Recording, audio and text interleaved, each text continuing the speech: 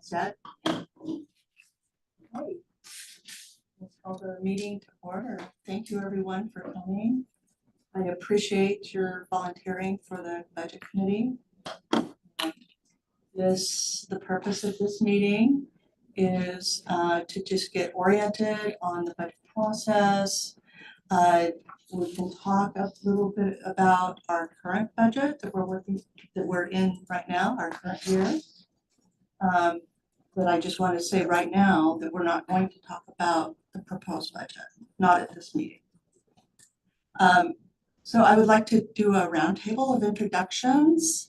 I'm Gloria, I'm the finance director, and I'm also the budget officer. Lou Mason, a citizen member of the committee, my third year. Jenny Gilbert, a citizen member and new. Cindy, city council for about a year. I'm gonna go ahead and jump in, Lou. Rick Scholl, Mayor of St. Helens. Evan Salas, citizen volunteer. Mark Anderson, city councilor. Jennifer Massey, citizen member of the committee. Stephen Toski, I'm a citizen member, but would you like us to go into any kind of detail about what kind of experience that we have No, not at this time. at some point in time in the future? Some of these people don't know me very well, or Jennifer. I think Jennifer and I both have pretty extensive experience in running businesses and looking over budgets, and I think Lou does as well. Yeah, and I believe that was in your application, and that was part of what was taken into consideration when the council did it. Okay, and so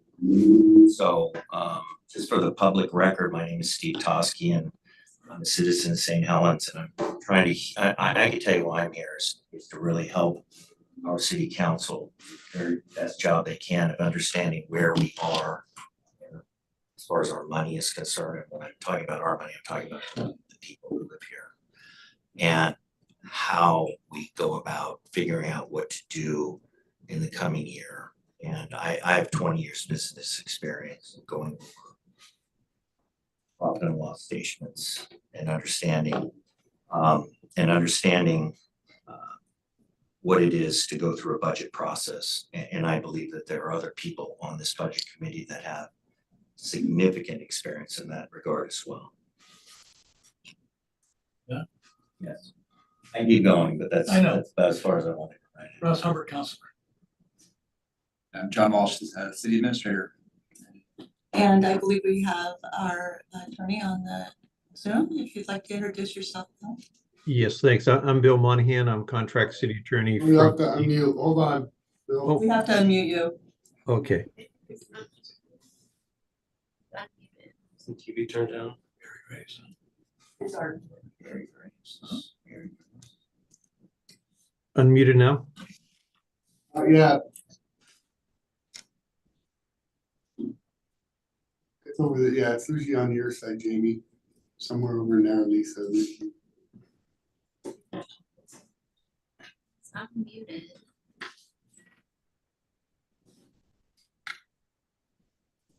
So can you hear me now? My internet's been really slow lately. Muted, so I'm not sure why we can't hear him. My internet's been going at like 4 megabytes per second. So I don't know if other people are having that trouble.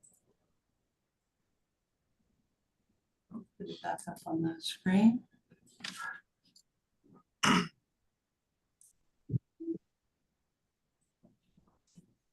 Gary, can we test your audio?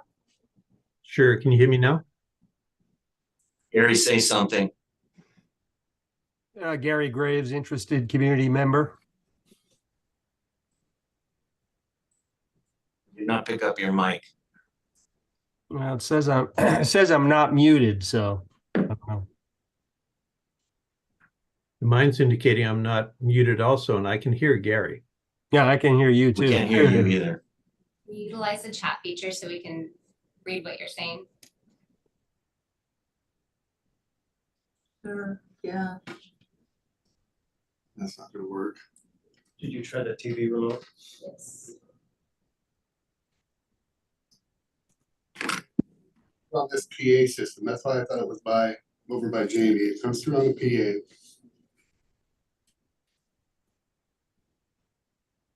Out in there somewhere.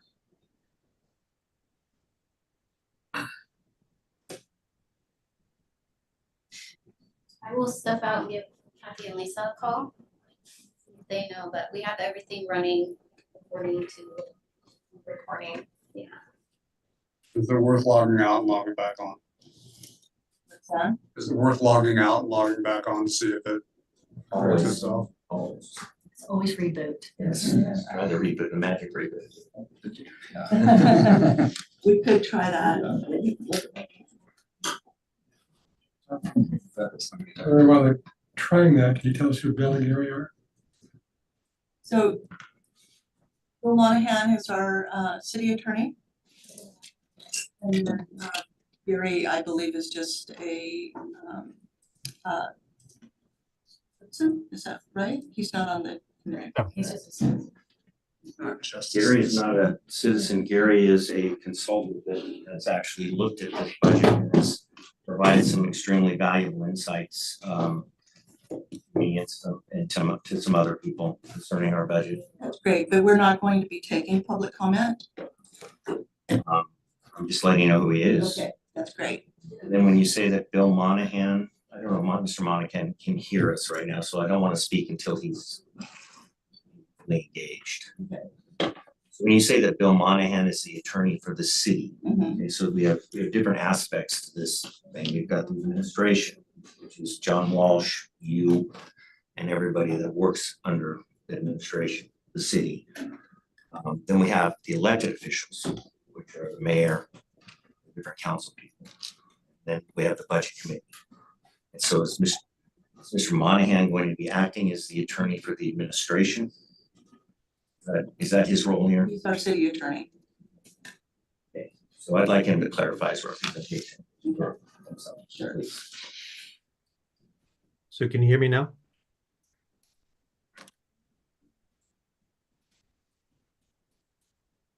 That's it's kind of three moving parts. Sorry. Nice to see you, Counselor. Hi.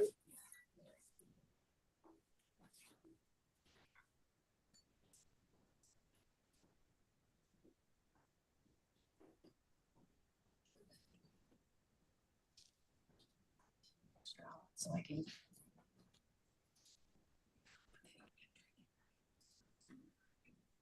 So I would think the city would be the administration.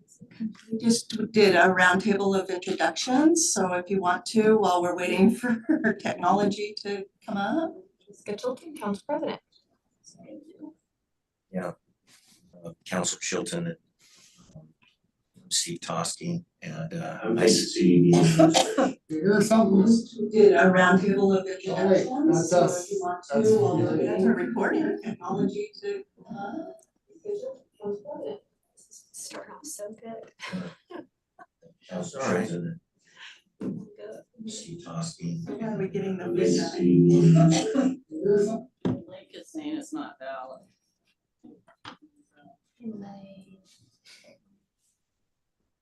Try to log it in. Try the audio again.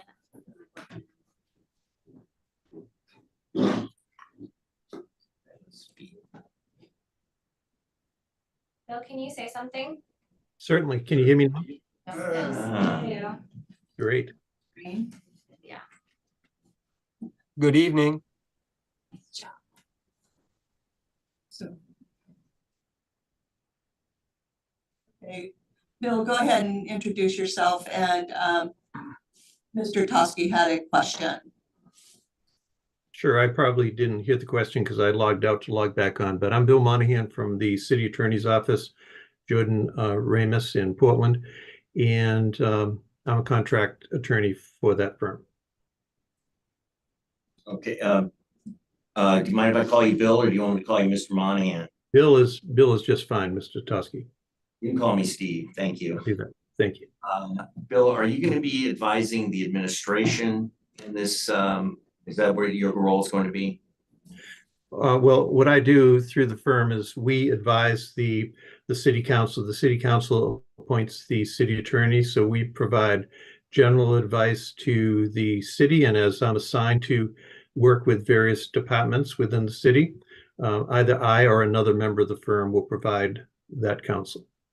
What if the interests of the elected officials here in this room conflict with the desires of the administration? How will that be resolved on your end? Depends. If we are, again, we're representing the city. So if the issue from a member of the committee is from a member of the city council, we'll obviously have to look into how do we process a potential dispute within members of the city council. If it's a member of the budget committee that has an issue, I direct you to work through the city administrator, John Walsh, to determine whether or not we are involved in looking into whatever the issue may be. Thank you for that clarification, Bill. You're welcome.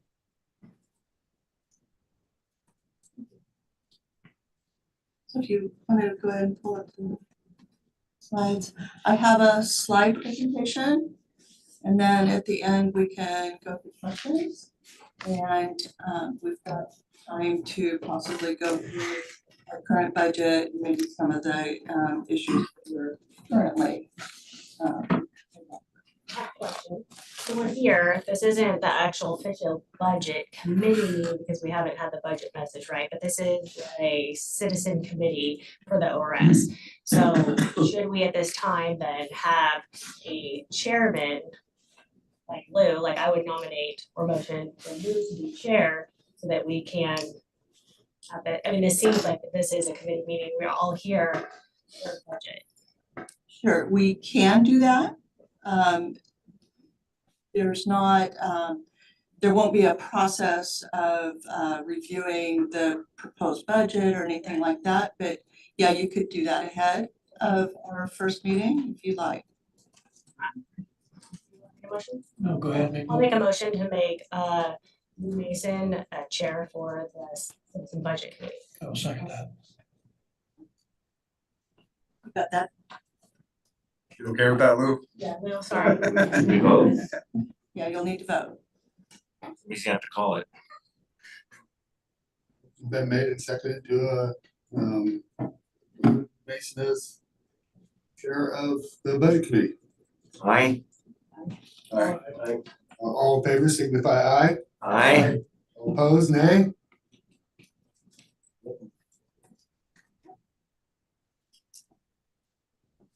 So as I said to start, this is more of an orientation to help the committee and especially our first time committee members to understand best practice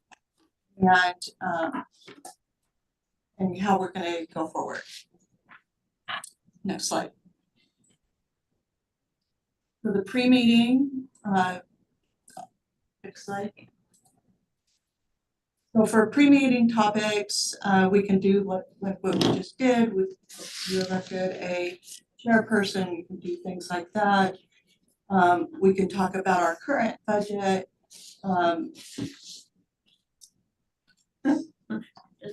was trying to share it on Zoom.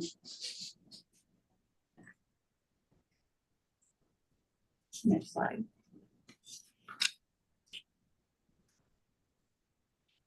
These are things that I have already shared with you in your welcome packet.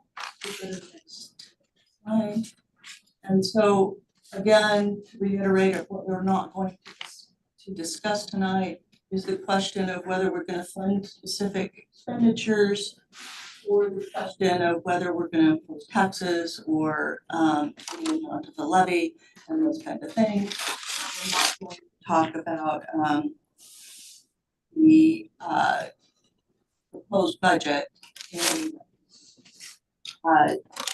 also, I need to let you all know that the budget committee members, now that you're members of a committee, you cannot get together in person, by telephone or email before the advertised meeting to discuss the budget.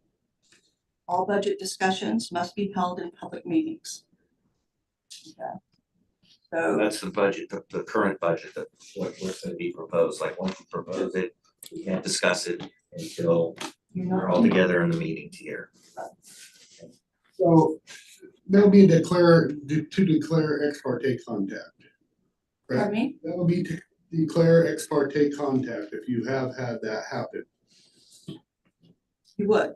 Yeah, because I know that there was already, when this budget committee is officially formed now, but it was formed already and voted on and approved by the council, and there already has been some ex parte contact. And it has to do with Mr. Toski and his guest. And it came to Gunnarsson. It did not come to me. I did not receive that information. I would like to know who all has received that information in this meeting. Declare ex parte contact. Well, hold on one second. So we're going to be declaring ex parte contact. I don't have a problem with that. So, the communication that the mayor is referring to is a communication about the past budget, future budget. But I will declare a ex parte contact that I have had because there've been some general discussions about lease funding and what to do about that. And general discussions about the water bill levy, how much should be put there. But I've been in writing and committed that I think we need to go through our process and see what's happening. And I don't have any preconceived notions, but generally those very general discussions, not many, frankly. And I think the document that's been referred to was forwarded to me also by Mr. Toski. Yeah, and this has to do with actually a review of our past budget by a gentleman who actually ran the budgets and was deeply involved in budgets for Santa Clara County. He's retired now. And he kind of did as a favor to me, and he went through our old budget and he actually kind of had some ideas about some of the problems that he sees with our old budget. I thought it was a very helpful thing, but this is discussions about old budget. Right, We're and, talking about new budget. right. That's the only contact that I've talked about. And that's fine if you're doing that just to get for your own knowledge and your own education. But then,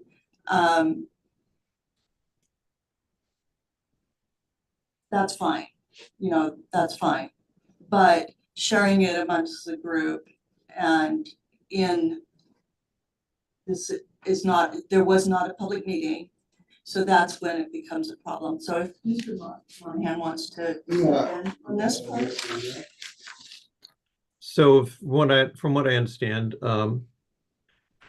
Mr. Toski, Steve, has distributed some information to Councilor Gunderson that is some information that he's gathered independently. That certainly is appropriate for him to be gathering information outside of the context of the budget process to educate himself and to make his own determination based on the prior budget, some things that he might want to review and understand better as he prepares for when there's a budget proposed. Once a budget is proposed, that's what I'm be most concerned, because that's when everyone should be focused on reviewing the budget that the budget officer puts forth and allows for the budget committee, the members of council, as well as the citizen members, to raise their questions and within the public hearing, so the public can have full understanding and appreciation of the issues that are raised. And it certainly would be appropriate at those sessions for comments to be made about the prior budget, because obviously the city is in the process that it's going to have to identify what to go forward with that's identical with the way that things have been done in the past and how finances are done, and there may be some proposed changes. So the main issue is, once the budget is in front of the city council and the budget committee, that the members of the budget committee make sure that all of the issues that they want to discuss take place in public meetings. Sorry for that. Bill, did you take a look at the email? Have you seen it? I have. Okay, and I mean, I sent it on, and it's really just an analysis of last year's budget and some questions raised and some about the analysis of that budget. And so I didn't want to forward it on to every one of the counselors because now they've seen it as a group. So, you know, this kind of a document, what would be the best way to get it out there for everybody to look at? Can I just say that, you also announced that Gary is the man who helped you with that document that's watching too, that you brought a guest here. And I'm not aware of this, Steve. The whole committee, and it's verbal, also ex parte contact is also verbal, and you have both. You have a phone message to Mark Gunnarsson too. Well, okay, so, You have a verbal and a written ex parte contact. well, And you so, also showed up with a guest that I have never met in my life or seen that document. well, okay, so I'd be happy to introduce you to Gary. Gary, No, we're talking about what is ex parte contact, and that is what we're Right. talking about. And you, as the attorney, I would expect would probably, out of everybody, know what that is. well, I think it If you sounds, just Google Oregon statute, Oregon state law, or ex parte contact, it'll tell you exactly. Well, it sounds like what Mr. Monahan is saying, that this isn't necessarily an issue at this point in the Exactly. process. So let's just get back to, I would agree with you, Counselor Chilton. sorry, I didn't mean to interrupt, but so I my, think that's what Mr. Monahan is saying. So Gloria, did you wanna? I would like to Continue? continue my presentation, Go ahead. yes, thank you. Could I just make one further point, though? I apologize. The question was posed as to what's the proper process. I think the proper process for any information that a member of the Budget Committee wants to have shared with the committee should go directly through the city's budget officer, Gloria and/or John, so that they can make sure that the information is shared collectively with all the members of the committee. okay, and then when we do, like, for example, all right, thank you, Bill, and I'm sure there'll be other ways, but I appreciate your guidance on that. So I will talk about that in this presentation so that there is an avenue for doing that. So that's part of my presentation. So if we can move on to that.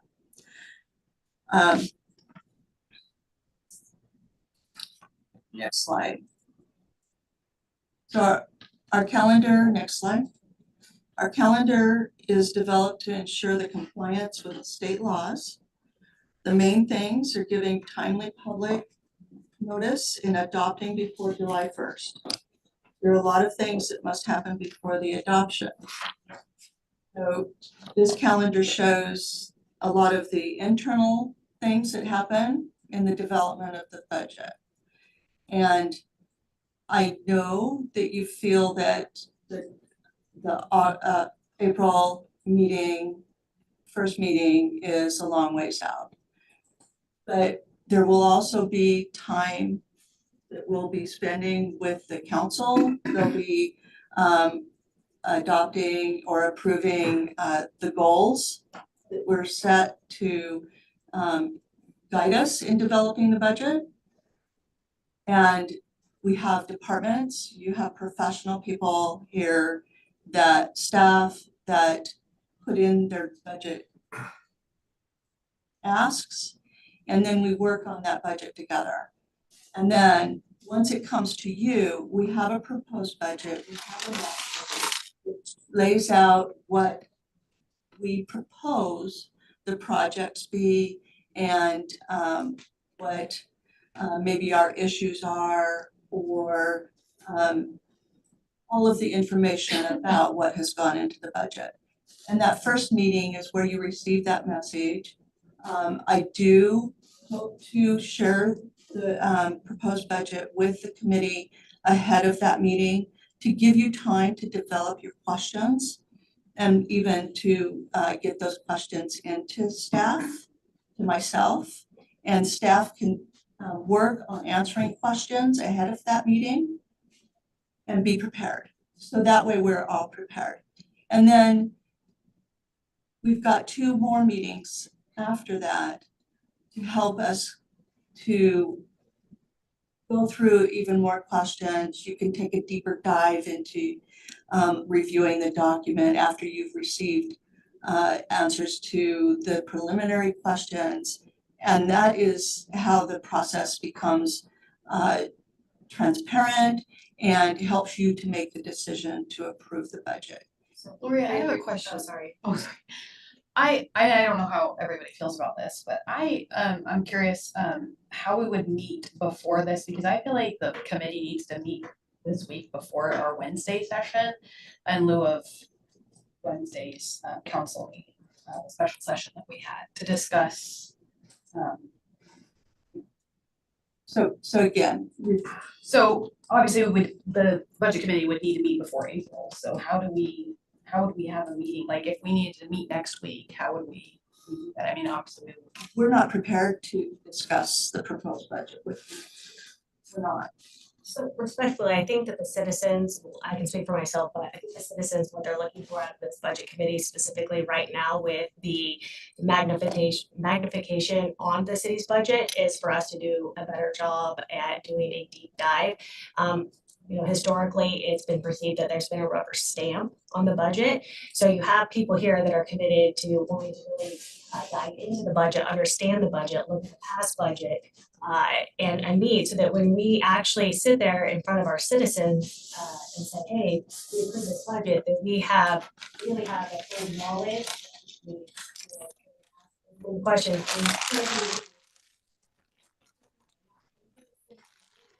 like, in my opinion, based on the ORS, we should be able to do more often than the 2 meetings. It just doesn't feel like that is adequate period of time to really look at this budget. I don't know how everybody else feels, but we're here, you have people willing to do it. And I think that's what the citizens are expecting at this point. And that's kind of my feeling. I've been on the committee 2 years. My first budget year, we were given the budget like 30 days ahead of when it should have been adopted. And we just did kind of do a rubber stamp, made 1 or 2 minor adjustments. Last year was the same. I think we'd love to move the process up where we have that first budget discussion so we can have more time as a total group, because we're here to help the council. We're here to help our citizens get through a pretty tough time right now. We just want to do nothing but help, but we need more time. 3 days is going to be too tight if we're coming up on a fiscal year of June 30th. Okay, so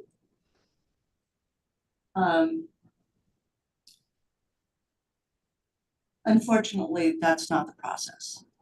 It's not designed that way. It's not designed to go that way. I would ask that you give the council and come to council meetings and make your asks, what you would like to see come out of the budget next year. If there's some programs that you want to be funded, things like that, come to a council meeting where there's public comment. I'm really struggling with the law. Wait, can I say something real quick? I'm afraid to have you say something. I I mean, respectively, like, we're here to help, so we need your help to help you and help the city, right? Because it's under scrutiny right now. I've spent 2 solid weeks trying to go through the budget. I've picked out little pieces that, were like typos, and thing is, it's a government budget is different than other budgets. It's very complex, and I think that we need to do the due diligence and look at the last budget. We need to be able to ask questions. We need to have the public meetings so that we can sit and have the dialogue about it. All the questions that we have when you're going through the process and you're going through the departments and those things, like, it really feels as a citizen committee we should be a part of that. And just because the city has done it X way for 30 years doesn't mean it's right, and it doesn't mean it shouldn't change. And this year my goal is to set a precedence here that we actually can do something different with the budget committee, so that when people actually say I approve this budget, that they can say it with certainty and with confidence, and not that they're rubber stamping it 2 years in a row. Okay, so And I have Ask a another question. Can I ask a can we question? just hold on just a minute? Yeah, just have one I question. would really, really like to get through the presentation because it helps explain all of the mechanics about how the budget is put together, what a fund is, and help you understand the document, okay? Because that's the fundamental, right? Is being able to understand the document. Then we can pull up this year's budget and kind of go through it and we can answer those questions about how the budget is put together. And then we can talk some about what is occurring this year that has changed the budget. Okay? I just want to be We'd clear. really like to get through Is this a citizen, I want to be clear, is this a citizens committee? Or is this the administration committee? Because to me, based on the ORS that I've read, and I'm not trying to be confrontational, right? I volunteered my time to be here. I don't have, a ton of time and I've done that. So I want to be clear that we are doing something good here and it's not lip service. So, and I don't want to rubber stamp something. So I'm willing to put in the work. I just don't think that we're going to be able to do that with confidence in 2 meetings. And I'd like to clarify what I was trying to ask.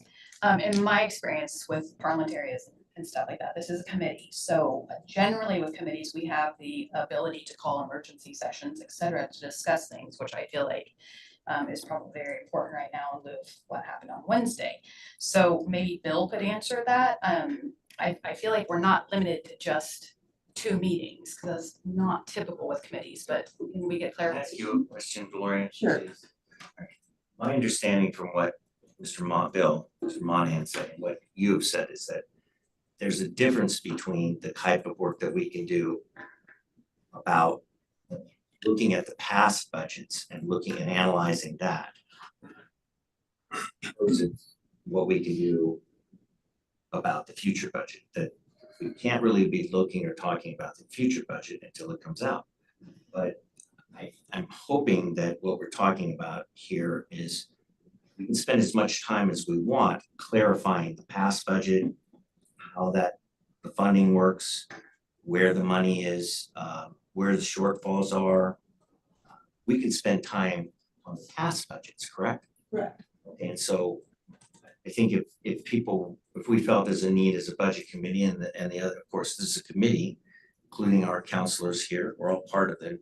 And what I said at the beginning was that I think we're all here to help the city do the best job it can on making sure that when we are going forward next year, we've got a solid budget. Right. If we wanted to, and we discussed why we felt it was needed to go over the past budgets and the different pieces of it, we could do that, correct? Correct. Okay, all right, that's all I wanted to clarify.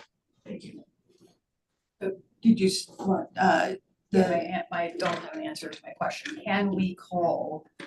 You understand what I'm saying? Okay, can we ask Bill about that? Like, can we have more meetings if we want, if we feel like we We need to meet can. more often? but you have, there is the mechanics of staff preparing for a meeting. And we have to notice the meeting, so there's noticing requirements ahead of a meeting. And then we have to provide for public comment at those meetings where. So, and then 2, until you receive the proposed budget, we don't discuss the proposed budget because you haven't received the budget message, you haven't received the proposed budget. So we really have nothing to talk about until staff has had time to develop that proposed budget. And just so, I was talking about my experience in this. One of the first things you do when you're going through the budget process is always to look at where were we last year? What did we expect that was gonna I happen? understand that, and that's naturally what we do. Yeah. So do you need, would you like the attorney to speak about what I just said? It depends if anybody else needs clarification. My point is, I would like to meet before people. I think I would like to meet before April to talk about the past, but I'm not sure if the rules will allow us to talk about a budget before the budget message or the budget is generated, because until we know the past, we know the framework of what we're dealing with, how do we talk about the future anyway? We were just sort of talking about, I mean. That's not the issue, I don't think, that we can talk about the budget, the past budget, all we want. Right. And if you want to look at that and use that as a model for the future budget, that's not a problem. I guess I would encourage. Potential model. I would like to hear from Bill because Gloria's talking about that process that actually happens. And I understand we could start a little bit earlier, but you have to give the staff the time to prepare the budget. So I would like Mr. Monahan to just speak up a little bit on that. So sure, I can do that. I can do that, Mayor. So I agree with the process that Gloria has identified. The committee certainly can, after it goes through the orientation tonight and hears a lot of the things that you want to talk about, it sounds like Gloria intends to include as part of her introduction to the city's budget process. After that, if the committee says, well, we need to have more details about that, you can either ask for that information in writing, or you can propose as a majority vote. You can decide that you want to have another orientation meeting. And I think I would want to label it as such, because what you want to do is make sure there's a distinction between the orientation fact gathering meetings and the actual budget hearings that will come once the budget message and the proposed budget is prepared. But between now and then, you do have the right under Oregon Public Meeting Law to follow that process to identify other times that you can have a meeting, as long as you comply with that. And it's just going to be a logistics issue, I would imagine, because as Gloria mentioned, a lot of time is going into trying to develop this budget right now. But certainly full information for the committee, I'm sure, is another objective of the staff and council, so that you can make a knowledgeable decision. Another orientation meeting or two, what is needed. I think that's what we do. A year ago, we made a budget that should last a year. Now we're halfway through the process and we're broke. We didn't anticipate properly, or spent too much, or we didn't know where the money was coming from. But I would like to use another couple of orientation meetings to figure out, let's not make that mistake again. Let's have a balanced budget for next year. So we can talk some more about that part and pick that back up after we get through this part. And I would be happy to talk about that. Gloria, please present the budget, your process. Okay, so we've got the calendar down. So some background. Next. And so we've kind of gone through a lot of this already just in our discussion. I'm going to blast through some of this. Certainly stop me if you've got questions, okay?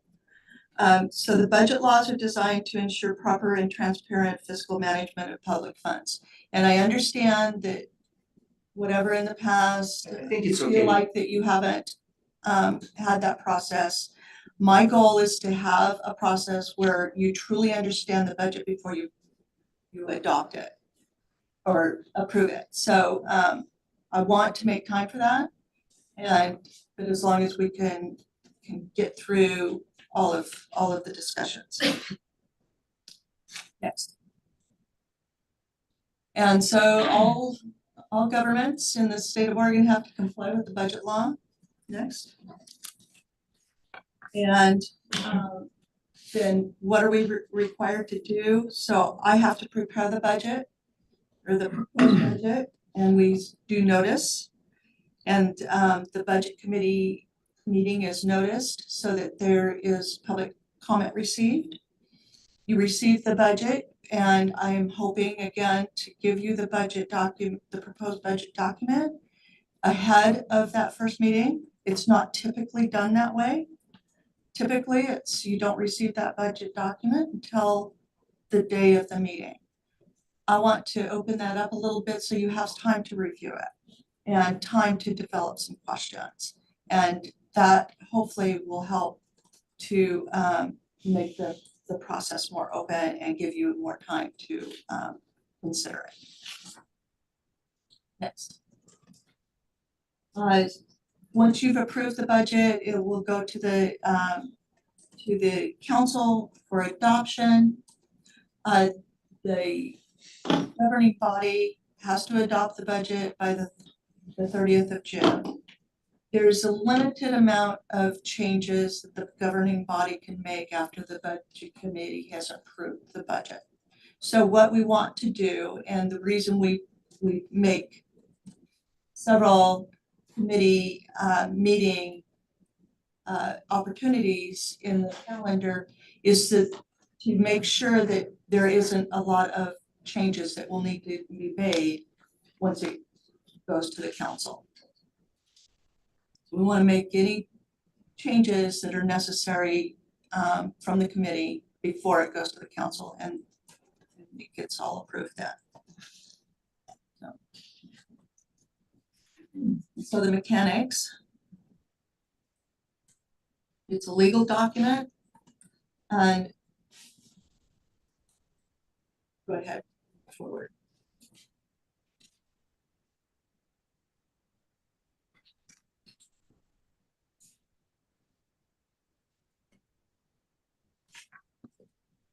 Keep going. Okay. We've gone through a lot of this.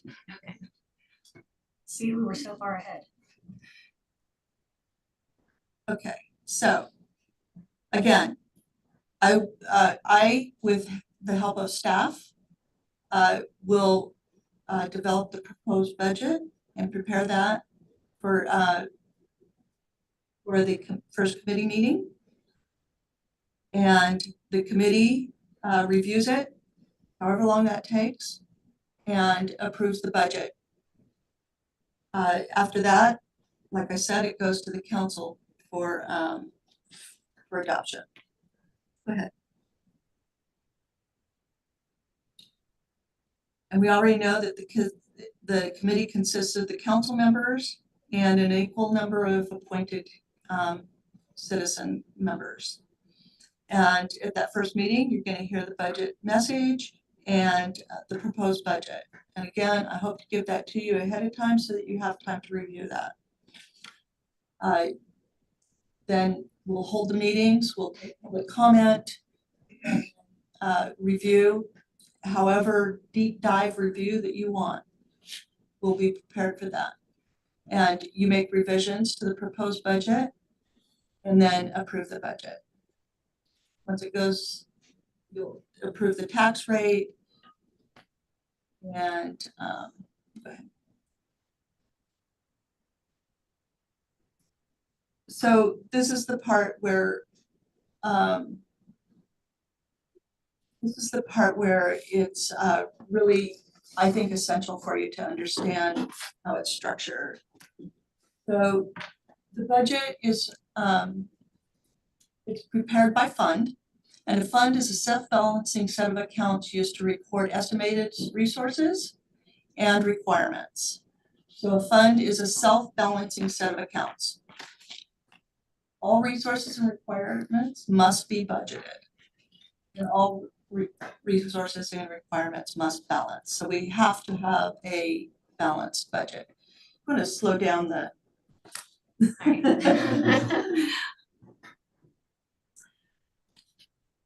go ahead. Okay. And everything, all the estimates are in good faith. So we do a lot of work in the back end in developing those estimates and so that once you receive that proposed budget, we can talk about those, we can talk about how we get to those estimates and the reason behind them.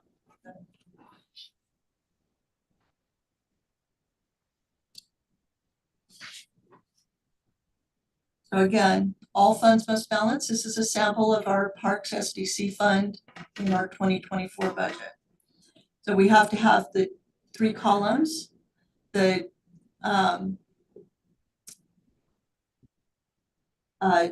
So you can see there the resources I've highlighted are balanced with the total expenses. Beginning fund balance is the resources less the expenditures of the prior year. The ending fund balance is what is left after you have the resources and expenditures. In this sample, we put all of our ending fund balance into contingency because that way if there's a need to expend beyond what we have in capital outlay or materials and services, it's available in to spend in a supplemental budget or a budget adjustment that goes through the council. Okay. So there's the common types of funds are governmental funds and proprietary funds. Proprietary funds are the enterprise funds, which are the utilities, and some capital projects funds, which are related to the utilities. And according to accounting standards, there can only be one general fund. St. Helens has 4 special revenue funds, 4 capital projects funds, which includes the urban renewal, 3 utility funds, each with an SDC fund, which are also considered you want to slow that down?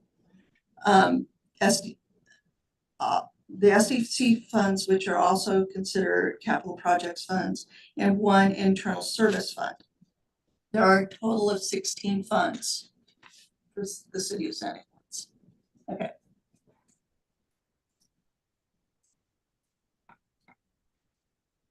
Like I said, there can only be one general fund. The other governmental operating funds are considered special revenue funds. There is also the capital projects funds that are governmental funds. And the internal service fund is our public works fund. Priority funds are water, sewer, storm, and each of those has a SDC fund that's related to those. Explain what SDCs are, system development charges. Sure. SDC funds are system development charges. Those are charges made to developers when they develop a property or project. And those are used to increase our system capacity based on that development. Okay. So our fund structure, all funds have resources and requirements sections. And governmental funds are supported by property taxes, state and sometimes federal revenues, franchise fees, and charges for governmental type services. And the proprietary funds are supported by user fees. We have required columns in the budget that you'll see, and this year, and it's not in the 2024 budget document, but for this year, we'll also be providing a column that will show our estimated year end, so that'll give you a better idea of what our starting point is. And we will talk about that. Can you say that again? You want to go to the next slide? So in our current budget, we have the required columns, which are the actuals of the 2 prior years, our adopted budget of last year, and our proposed and adopted budget this year, okay? Those are all required columns. However, for this year, between the adopted 2024 budget column and our proposed 2025, I'll have a column that will show you our estimated year end. So we'll be able to see your estimate, once your budget document comes out, Right. we'll be able to see what is the projection Yes, of where we're gonna end up. yes, And that's something new. yes, Thank you. yes, Appreciate that. Thank you very much. yes. And I assume and will be prepared for questions about that, our estimates. And so, because that really is the link between where we were when we adopted the last budget and where we're going in our proposed budget. Okay. Next. So some additional considerations. We're having technology issues. Go ahead. So the question earlier was, where does the money come from? So our top revenue drivers for the city of St. Helens is property taxes, franchise fees, state shared revenue, licenses and permits, and user fees and charges. State shared revenue is comprised of use taxes, such as liquor and cigarette taxes, and are primarily allocated according to our population. Next. Property taxes are a tougher deal.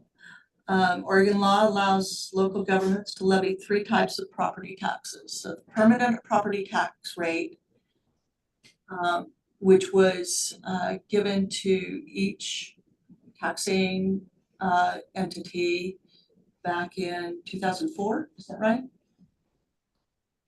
He's asking you, John. Yeah. And those are permanent, we can't change those. That's what it is, what it is. Then there's a local option tax, which goes to the voter, and it's usually a limited time frame. It's usually about 5 years, and it's usually for a specific project or need.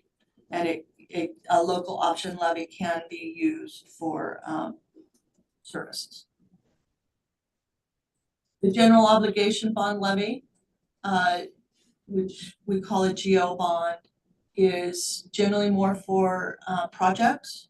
It's usually a bigger bond levy, and again, it goes to the voters. And there's a whole process on that. Currently, St. Helens levies just the permanent rate levy.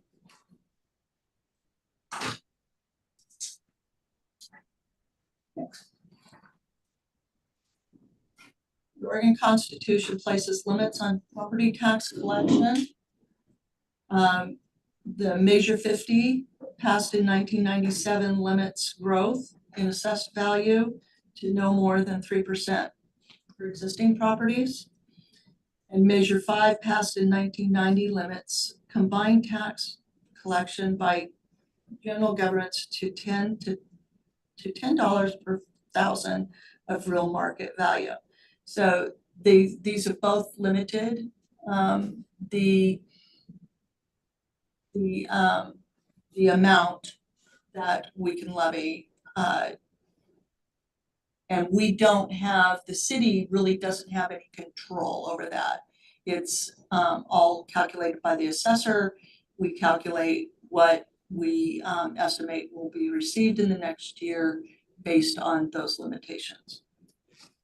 Some of the problems with our budget is the $1.90.8 was set by Measure 5 and 50, and we had a bunch of industry here. We were known as a paycheck town, so there was a lot of revenue coming off those for the tax base to run the city at the time that was justifiable.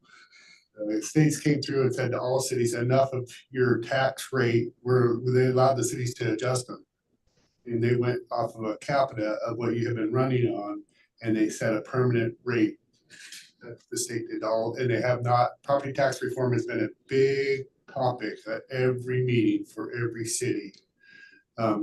So we get $1.90.8 versus Scappoose will get $3.23 per thousand, $3.23, and Rainier gets $5.90 per thousand of the assessed value of your home. So the tax rate here in the city of St. Helens for us to operate on is quite a bit lower than your neighboring cities. Can I ask why? Was that explained and I missed it? Measure 5. Great job. I don't know why it's specific to St. Helens. It's not specific to St. Helens. It's specific to whatever your city was running on at that current time. When it passed. Our economy at that time. Okay, gotcha. That's what was determined, that you could operate on. Because we had the industry here, we had that. We have big mills, big mills. So if we can get back to that, then, you know, we can have some of that recovery. So when, just out of curiosity, and we've talked about the past a little bit, so had we decided to tax at a higher rate, because it sounds like Rainier and other places tax the residents. No, was what they were We doing. can't change that. Right, but in the past, it got locked in, right? Mhm. So we had this industry and we taxed at a certain rate. And other jurisdictions were taxing at a higher rate. That's because that was the rate that they were given To be able to run their city. at that date and time. The rate they were given. in our Yes. industry. Right, but that was locked in based upon the past of what the city had been running on, right? Determined by the state. Each one, each entity, city, district, I'm talking about special district like water, like a water district or sewer district.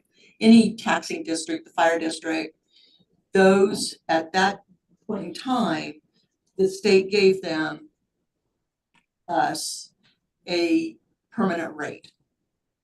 And that was locked in at that time, so whatever your economy was at that time, your industry, your homes, whatever it was, it locked in that rate at that time. So if there's any change, like the industry that has left St. Helens, the rate still change, doesn't, stays the same. Maybe Bill could answer this question. I don't want to be too far off point, but has there ever been a city that has challenged that and said, because this happened in the past, you know, can we successfully bring a suit against the state and say we should be able to adjust ours at least to what the neighboring communities have? Not to my knowledge. The League of Oregon Cities has been really hot on this and has really it's been a hot topic for about the last 5 years. Cause you know, both these were created, I think in, Measure 5 was 1990, Measure 50 was 97, which both keep us at kind of exit each other. But, it's been a very hot topic for the last 5 years, working with the league, and that's the only access we have to our administration or to our legislation. The only horsepower we have is through the League of Oregon Cities, rural cities. And they That's may why we be, attend those groups. yeah, and they may be bringing that up in the long session next month. Yeah. Taking the cap away from, hopefully, yeah, but if there's, you know, everyone's got to vote for it. That's a good vote. Yeah, Yeah. and that's part of it. A cap, take it away completely? That, I don't wanna wake up in that world. Yeah, it would. No. Yeah. Yeah, Maybe a reanalyzation though is. yeah, I think so, reallocation or something, I mean, you know, we're locked into this past world that we lived in. We have no ability to get out of, what, 1972 or something? And that's why urban renewals are so significant in a lot of different areas too, and highly utilized is for that, those areas of blight and underutilized. Bay, North Bend area, they used to have a lot of industry down there, they're trying to bring it back to their port again.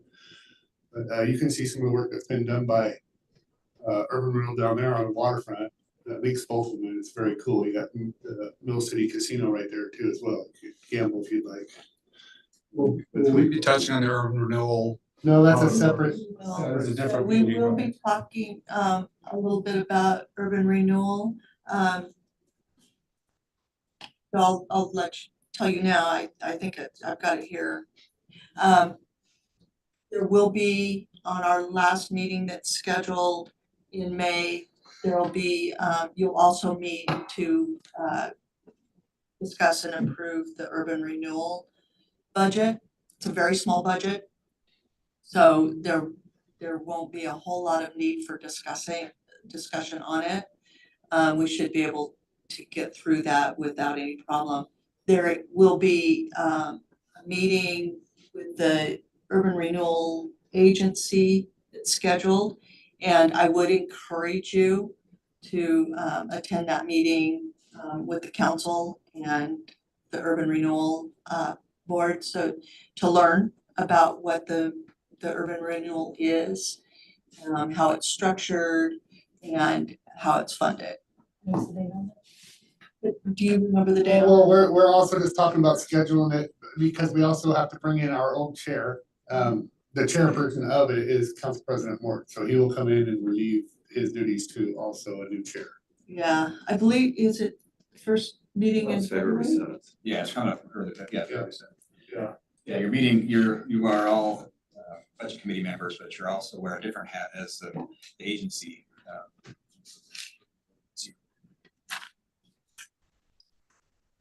People. Different budgets. Future budgets, we're going to append the renewal budget with the city budget so that they're a little more easy to cross-reference. Well, so, yeah, what John just pointed out in the proposed budget, we'll have, like an addendum that will show the, urban renewal budget, so you'll have that information in front of you at the same time. We just won't meet about it in specifically until that third meeting for approval of that.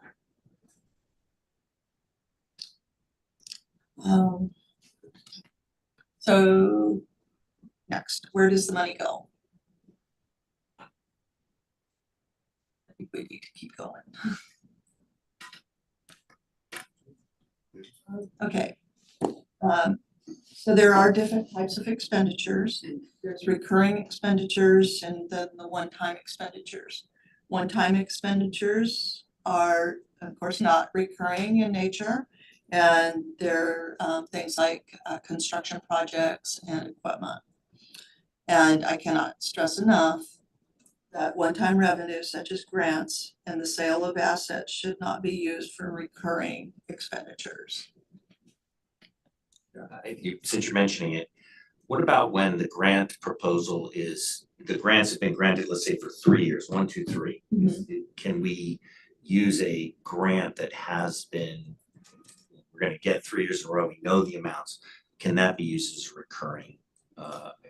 It's still not considered a recurring because it's specific purpose. If a grant is purpose is to have a certain program, such as last year this year that we're in, there was a grant that the recreation department received. We had budgeted for the full grant, but actually it's over a number of years, like your example. However, and we budgeted for the expenditure. However, it is over several years, so we'll in our expected year end for this year, we'll pull that out and it'll go into the next year so that it's more uniform. You're talking like the 811,000, Right. Okay, so can you just say, so I'm clear on what can you just say it one more time? Because I was actually thinking the same thing, if that was reoccurring revenue that you could use for staffing, so. So for instance, that particular grant was for staffing, but it's for a specific program and it's staffing for for as long as we've got that grant. So we can then. I want to be clear, can we count that as? No, we can't. No, because that's specifically for the daycare. Is that the daycare grant? That's with the school district. Yeah. And it's like a pass-through grant. Yeah, you cannot just take it and it's specific to, it's. No, I'm not asking that. I'm asking if we can consider that reoccurring revenue to go on, Mr. Toski said, for like, if it's like a 5-year grant, you see that amount on there. Yeah, if we can consider that, that is. It's technically, yes, that's a recurring revenue and it's in a recurring expenditure, but it's specific. I think there may be more questions on that later, because but it's good. You for just now. wouldn't be using it for something else. I've been studying really hard, so I'm glad you clarified that. That was one of the questions. Thank you. Okay, next. That's a clear example though, where you can get in trouble with that would be the ARPA funding. Right. It's reoccurring Right. and is no longer this year. The ARPA funding was one-time funding. However, we did use it for operating basically and recurring expenditure. 3 budget cycles ago that we adopted that in. I believe so. Last 2 years, Yeah, last 2 years. But that's not considered. it was one-time funding. Answer that question.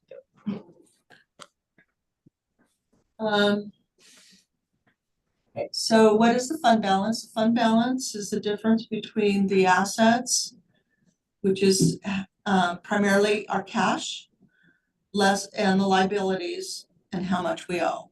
So it's the difference between those two. In St. Helens reserve fund balance policy is 20% of general operating expenditures. For purposes of budgeting on the cash basis of accounting, beginning fund balance is the difference between resources less expenditure for the prior year, from the prior year. That's stated in the budget too, right? There's an actual formula somewhere in the budget. I believe there is, I think you set it out at the end of your budget, the approved budget. yes. Okay, next. Okay, debt. I know that there's some confusion and some misinterpretation of debt, so I want to make sure that we've got all of those questions answered and we're clear. So the things you can pay for with debt is facilities, infrastructure, land, property, vehicles, and equipment. Those are kind of like one-time expenditure, specific. Things you cannot pay for with debt is personnel, maintenance, supplies and services. Those are all operating and you don't use debt for operating expenditure. The amount of debt a public entity can legally acquire is set in state statute. Urban Renewal Agency debt limit is determined when the agency is formed. Is there a statute that, do you have a cite on that statute? Sorry, we can get that. Is it in the handbook or again? I'm not sure if it's in the handbook, but you can go on the state website and get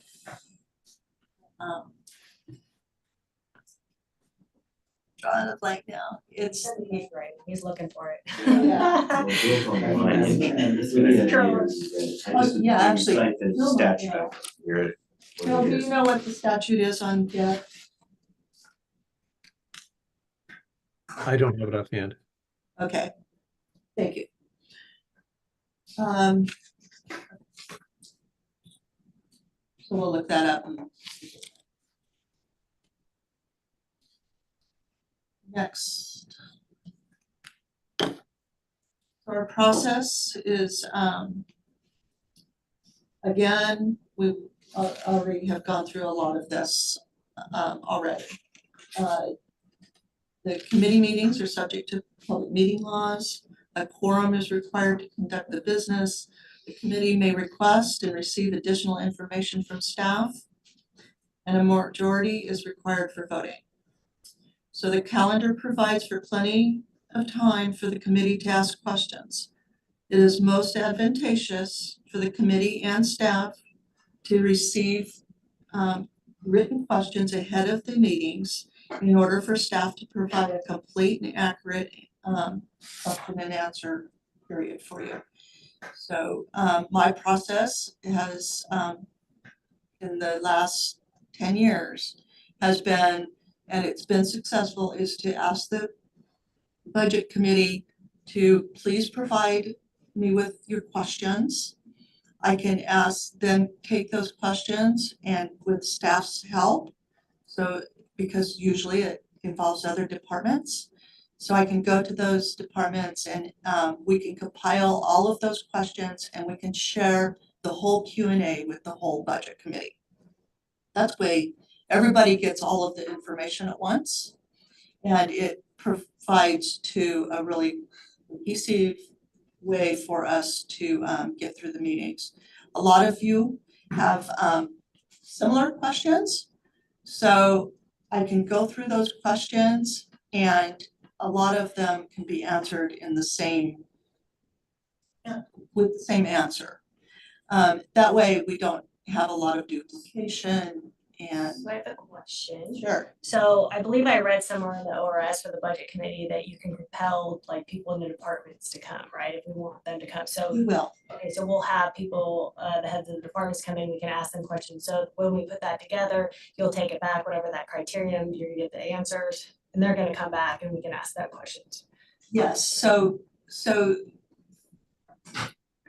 us, for that first meeting, for the first official meeting we have, when you receive the proposed budget, we will have all of the department heads here and available to present to you and to explain what their department budgets are consist of, okay? And then after that, the preceding meetings, I would ask that you prepare written questions and send them to me, and then I can work with the departments to help answer those questions, and then we will bring those questions and answers back to the next meeting, again, to be shared with the whole group. So just so at some point in time after the budget message comes out, and when each individual budget committee member can submit questions to you, and then you would do your best to try to get them answered ahead of time. Right. Not ahead of time. We will put together, I will put together a Q&A. So questions and answers. So questions, a compilation of everybody's questions and the answers to those questions, so that everybody at the meeting, I'll share those at the meeting. And that way, the next meeting, yes. So John, this is the same thing as what has been before the fact sheet. The budget committee goes and asks a question, so that's that same thing we're talking about that Gloria's gonna do, right? So it comes back where it's a whole bunch of questions. Yeah, they've found that to be efficient. Okay. But it gets the same information. So it doesn't, it's not going to eliminate any spur of the moment questions. It's not designed to do that. We still have open discussion, but it helps us to be able to provide you with complete and concise answers.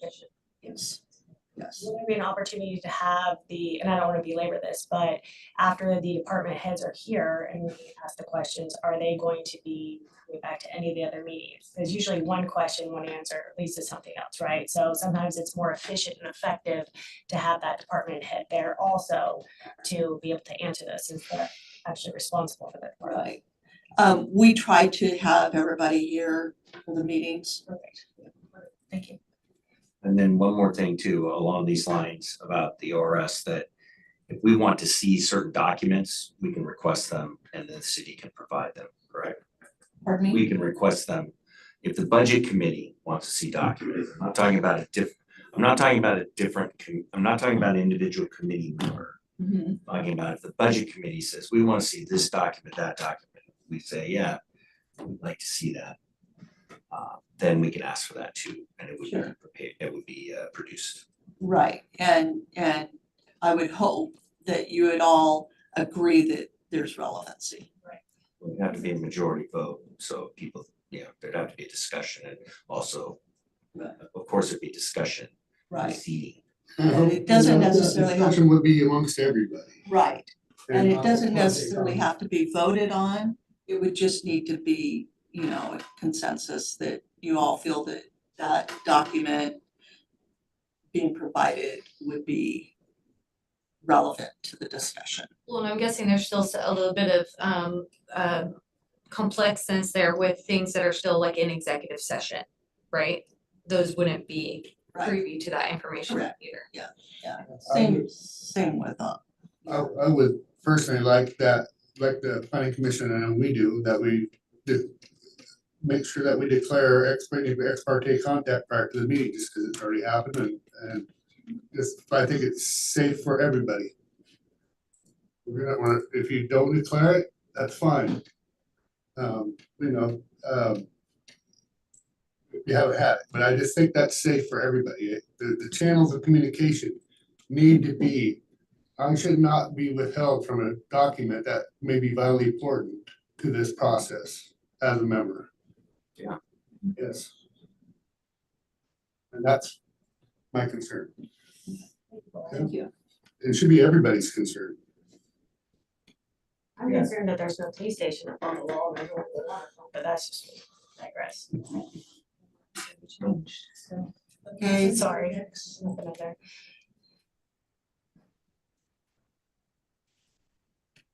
so for public comment, the budget is a public document. Once it's released to the budget committee, copies must be made available to the public.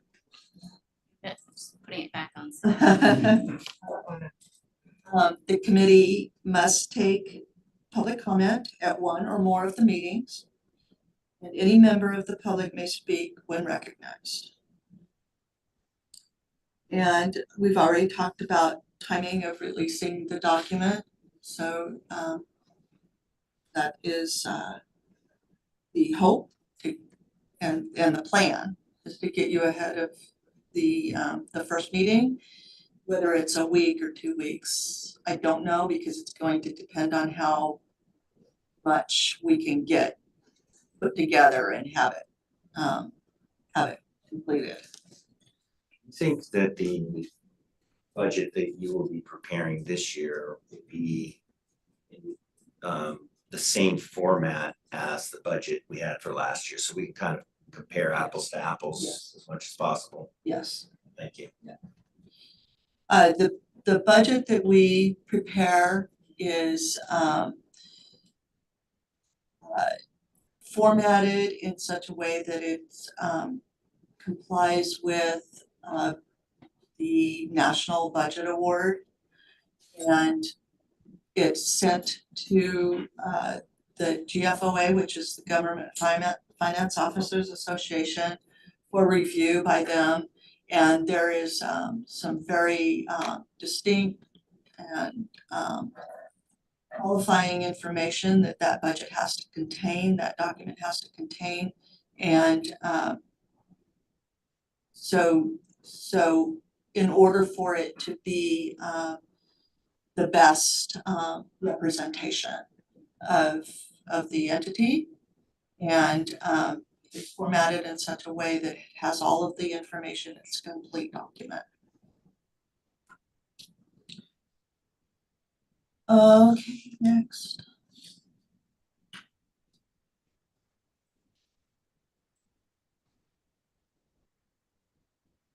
No, go ahead on to the next slide.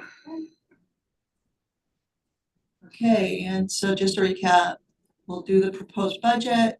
Your role is to review and approve the budget.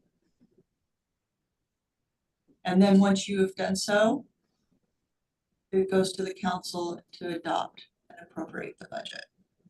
What happens if it doesn't, if it's not approved? I'm just sort of, I don't know, has that ever happened? I've never heard of that happening, no. Okay, so At some point, you just gotta get it done. So right, yeah. That's a good question, because I was looking in here, it looks like there's a timeline that you have to have it adopted by. Yes, we have to have it adopted by the 30th of June. And that's Oregon state law. Yes, yeah. And if it's not adopted by the 30th of June, we cannot expend, period. So we would basically be non-operational. it's not that that happened. Right. You'd be in a way more hot water than we're in now. Go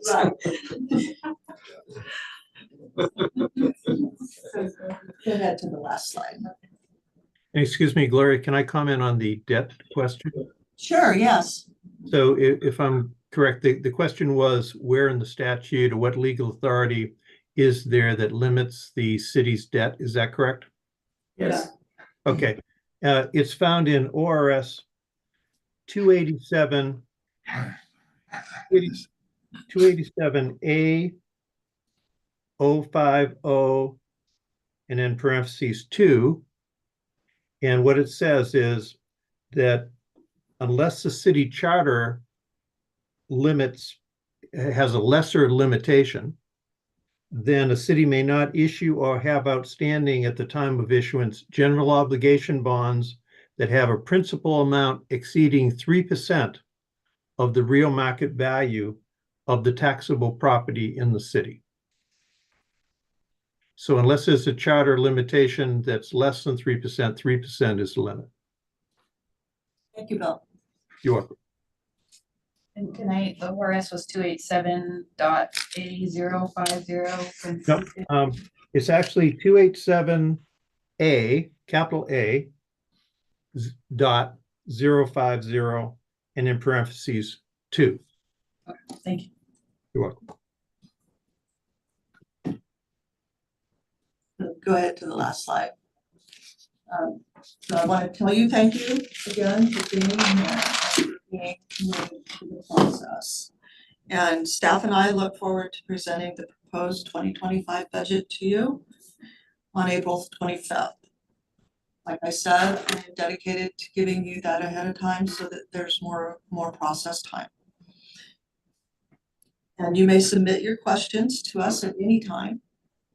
Staff will compile a Q&A to be shared with the budget committee during the meetings. I thank you again for your service and to the community as a member of the budget committee. So now we can go and look at our current budget and kind of, I want to look at the document and help you with any questions you have about reading the document and understanding it. So I think about that. Thank you for the presentation, by the way. Sure. Thank you, it was very helpful, very helpful. Thank you.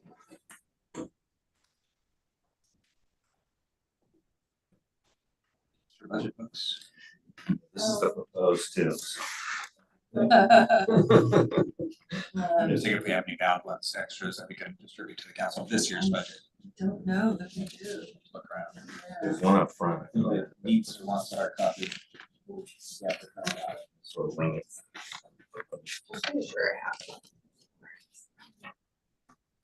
You mentioned briefly, Gloria, so just so we understand better, the process that you're going through right now with department heads and staff, what does that look like? So what that looks like is I have prepared the worksheets and moved forward a column for expected year-end, both revenue and expenditure. I've distributed those to the department heads, and now they go through and look at where they're at currently, where they expect to be at the end of the year, and then what their proposal is for next year. Once they're done, I'll compile all of that, put it together, and we look to see, okay, are we way out of budget or way out of line with our resources? Then we go through and as together, we go through and make any adjustments that are needed in order to get to the point where we're not overexpending. And our goal is to have be at least to our 15% reserve. The policy is 20% reserve.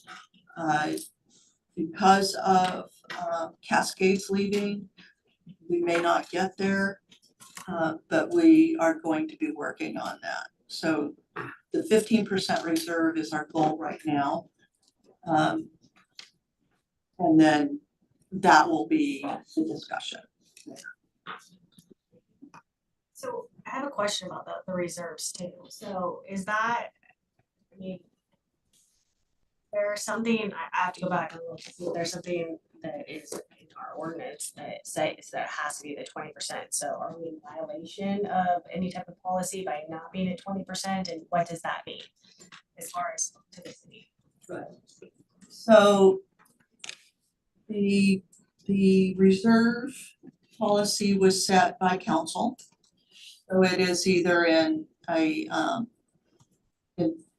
it's either as an ordinance or it's a policy. either way, yes, by not being at that 20%, we are technically in violation. There's no, as far as I know, there's no legal repercussions on that, other than we want to be back up to our policy. It's best practices to be at least 20% reserve. Those best practices are set by the Government Finance Officers Association, and it's a national best practice, so. Questions? Mhm. When was the 20% set by the council? Like what year approximately? I don't know that. Second question, I thought I heard that somewhere along the way, you had, I think it was a hearing before the council, you had mentioned that if our reserves fall below 20%, that somehow affects our, I don't want to say credit worthiness, but our ability to borrow, ability to issue bonds. And I maybe you could help us Yeah. understand what that. So thank you for that reminder. It could. What way? We have currently a credit rating of AA. If during a review by, for instance, Standard & Poor's, if they determine that our current 15% fund balance is, or reserve fund balance is detrimental to our operations and continued operations and covering our debt, so on and so forth, then there is a risk of them lowering our debt rating or our credit rating, I'm sorry. But 15%, I don't know that would be the case, but certainly it's something that we'd have to consider and keep considering, so. One more question. I'll be more, but Go right ahead. now. Is the debt in the urban renewal portion, is that somehow also considered in our credit worthiness overall on a review from someplace like Standard & Poor's? Right, so urban renewal is a separate agency, so they typically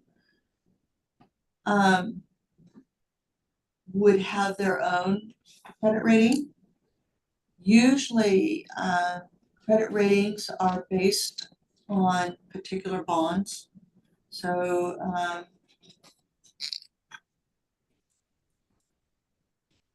right now, the urban renewal is only doing projects, and it's working on a loan right now. It's drawing from a loan. That loan hasn't closed, so it's in progress for that loan, and it's a type of loan that doesn't require a credit rating. But if we were to go out on the market for a bond, a credit rating agency would review, and that loan would be included in that review. So they would look at the revenues and expenditures and the debt load and compare all of that and review all of that. But it would be just on the urban renewal. Thank you. When these department heads come to you and ask, tell you their budget for the year, and it's, if they want to include something more, is there what they're doing here? That's all very much an internal process. So if it comes to you, then you'll review that. They do come to us with requests though, for things, right? Sure. So during the year, so like currently, we've got a couple of grants that we received that were not included in the budget. So we will be going to council for what we call either a supplemental budget or an adjusted budget to pull in that grant resource and to approve the expenditure. So that is a supplemental budget process. So that is, yeah, and that happens during the year. During the budget committee process, the staff will come to us and say like they are asking for things to be allowed in their budget, right? Like public works, maybe they want more positions or. Right, that will be part of their presentation, yes. Yeah, that's what I think, I don't know if that's what Russ was saying, but. Pretty much, I just, if there's any surprises, but would that go through the budget committee? We will definitely try to limit the surprises. So, yeah. Yeah.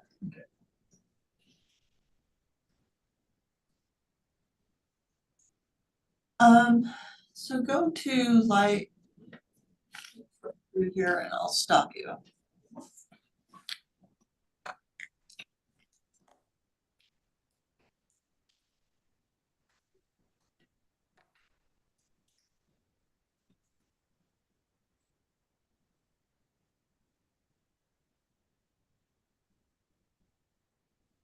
So a lot of these, those charts that you saw ahead are meant to help you understand and see things like staffing, the personnel. There's some explanation there about the funds. There's more explanation again about the budget process. And there's some charts there that show comparing revenues to expenditures and various charts to help explain what's in the budget. So go ahead. Will be the budget message. The budget message is really important for you to look at and read through and understand, because that is really the snapshot of everything that's in the budget. It will highlight the things that have changed, what our estimates are, what we've based some of our estimates on, and any major things that we know are coming up. So the budget message is just really important.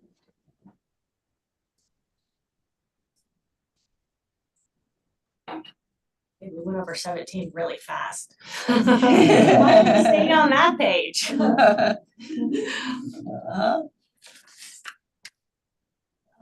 The council went through a goal setting. I don't know if that was. We started the goal setting back about 4 years ago. I want to say maybe 5 years ago. And we just put we'll be doing that. We should have been doing that a while ago, but we should be reviewing some of our goals and just putting them on the queue, I think is what you're referring to. And I can't read it right now, so I'm not sure. I mean, my eyes are that bad. You don't have your glasses with you. But just to continue to, and there's more to this right here. There's a chart that we bring to those sessions, and they have full attention on the queue, and then down here is just ideas and stuff that's good, but not even close to being up on the queue. Right. So at the next council meeting, they, on their consent calendar is the goals that have that each department has set and are basically proposing to be a part of the budget. Yep. So that will be on the consent calendar and for the council to approve. They can modify as needed, but that kind of sets that process.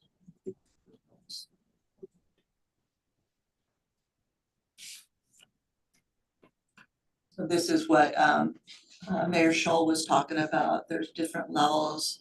It identifies a goal and then the goal area and then how we're gonna achieve that goal and then the projects to get there. And then we show which departments are going to be working on that. That way it's specific to that goal. They just kind of put it in its category. Right. So, this is just a summary. This is all funds. And it shows the summary of fund revenues. So it's all of our funds and it's a total of each fund. I just had a real quick question about revenues.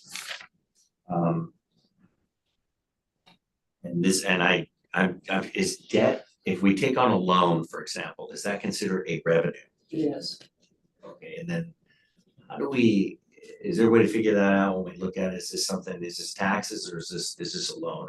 It's somewhere in here. Yes, so go to, not sure what page it would be.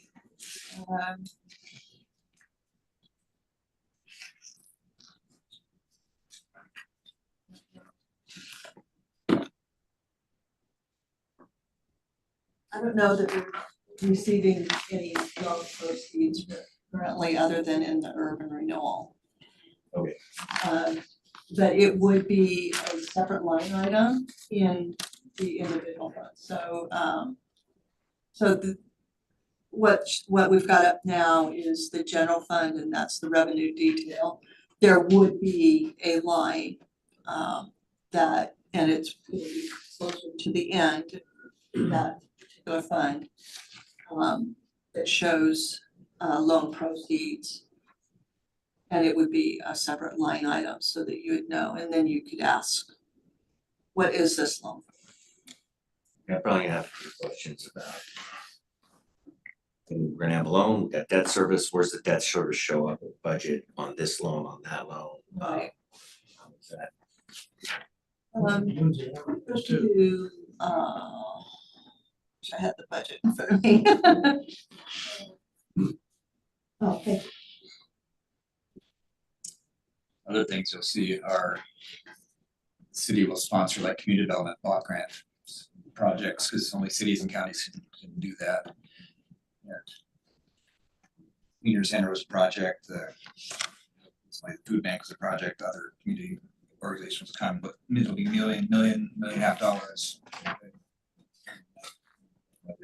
Yeah, that just kind of passes through the budget as a fiscal agent. Grants. So how are those identified in the budget? I'm sure we'll figure that out, but, so this is money that comes in and then money that goes right out. Sometimes it doesn't come in, sometimes it's like a reimbursable thing that we bill for it. Sometimes we have to expend it before we receive it. But it's still identified in the budget. If it's something that we did not anticipate having receiving a grant, it would fall under that supplemental budget. So go to page 51.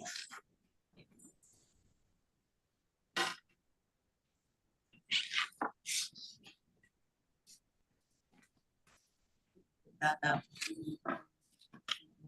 Lori, can you also put it on the queue to possibly answer, like on page 26, where you get into like the city of St. Helens adopted, like the miscellaneous, and the 22 million. I think I have it kind of figured out, but can you also just run through that really quick on what that pertains to and what page is that? That's on page 26. Come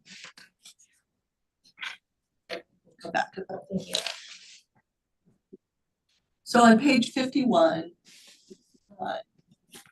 this is the Community Development Fund, like John was mentioning, and then let's see. Expenses. Under materials and services, you have the CDBG grant expenses. That's a grant. So you'll see that in 2024, we didn't have that. But I believe that was for the food bank. That's something that came in and out at some point. Yeah, so on the previous page, page 50, there's a line under grants up on the top half of that, and you'll see the CDBG. That was the grant revenue. And then on page 51 was the grant expenditure.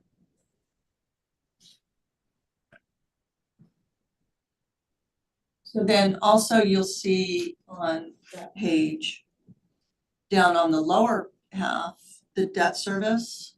So this goes to your question about debt. So the debt service, principal and interest is shown in a separate category budget document. And it's going to be specific to a debt. So there will be various funds that will have a debt service, and it'll be related to a specific debt. I believe that in the document,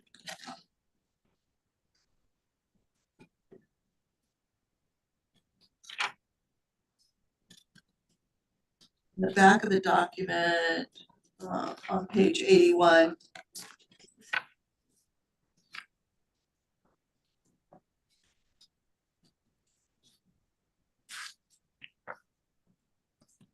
it shows the debt.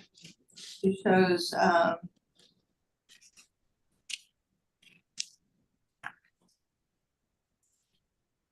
page 81 and 82 show our current debt. And these are the different obligations. And I don't know if you answered Jennifer's question yet, so I. But on your question on the debt question? Yeah. Okay. Well, I have one more on debt too. Well, Okay, so so if page 20. If Okay. you debt that's approved, so let's say the council's approved to borrow a certain amount of money. Mhm. Is that somehow in the budget? Like, but we haven't borrowed it yet. So let's say we the council says, oh, we have an approval for a $5 million loan, whatever reason. But it is not yet something that has been executed. Mhm. Is that in the budget? If we've during the development of the budget, we've identified projects that we'll need debt funding for, then yes. It will be shown, the project will be shown, that project expenditure will be shown, and there will be a revenue that will be loan proceeds anticipated, yes. So we would show that. Yeah, one of the questions I have is we're going through our process and figure out where we are at, right? Because we're going through that initial process we're gonna talk about before we look at here. How much potential debt is there out there that has already been approved, but we haven't tapped into? Is that something that we can find within this document? Yeah, I believe so. The only debt that we are still tapping into is the urban renewal. So you probably really won't see it so much in this one. However, the expenditure is the urban renewal is going to be responsible for the debt. The public safety bonds are in the urban renewal. No, those are a separate fund. And so that's another good example of proceeds and expenditure. However, we received those proceeds in 2021. And we still have not expended those, but that it's in the history on But it's page separated. 74. Yes, yes, And we can ask where they are. sure, yes, yes. So one point to make that a little easier perhaps is in the debt schedule on page 81, 2020. We refinanced all of our debt because if there was really favorable rate, so you look in there, you'll see that it's the water filtration plant, there's 99 project, there's a street light, and then the balance of the veneer property. Can you go to page 81? Yeah, I was gonna say, and actually like 82, that, the one you just had up, I didn't really see that one right there. But with that Boise, I mean, that's gonna obviously change too. Okay, so the one that John's It's speaking. like an $8 million loan. And we have $1 million a year of principal payments that are due. And that is in the Community Development Fund. Boise white paper. The Clean Water Revolving Loan is in the sewer fund. This is probably a stupid question, but with the Boise, now that that's gone, like that's gonna change for this next budget. I mean, we can't talk about that, but theoretically that. We're still obligated for that debt, right? So our arrangement, we purchased the Boise white paper site for $3 million. The terms of that agreement were that if we would, with any revenue that came in off that site with Boise, they get half the payment, so you get half the payment, and they can. Cascades paid about 300,000. Well, they paid 300,000 a year, so 150 was going to Boise, and 150 was coming to the city. There's a condition in that if we don't receive any revenue, we don't owe any money to Boise, and if it goes 20 years, then it just the whole note just disappears. So it's kind of a safeguard to what happened. Really. So we're not receiving any revenue, but we don't have to pay it. We don't owe the note either. So.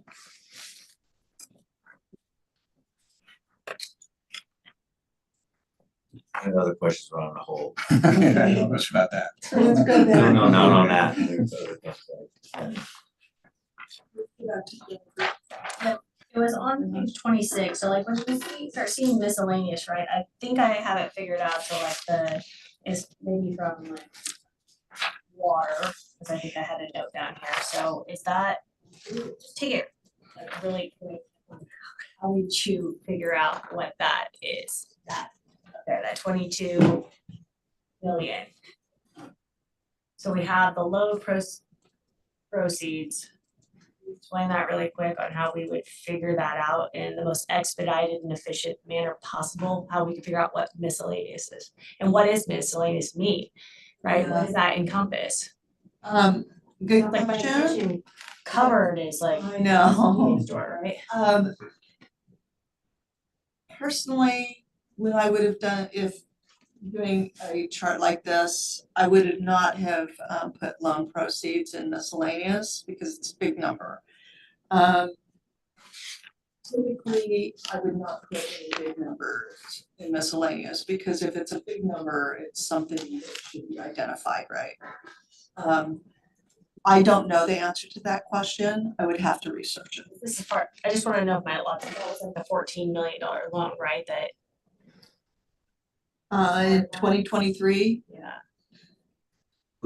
No, I don't think so, because that would have happened that would have came in fiscal year 2022. So, for the next meeting. I think that would be good to research find out. I'll provide a breakout of what that miscellaneous is for the next meeting. Thank you so much. Yeah.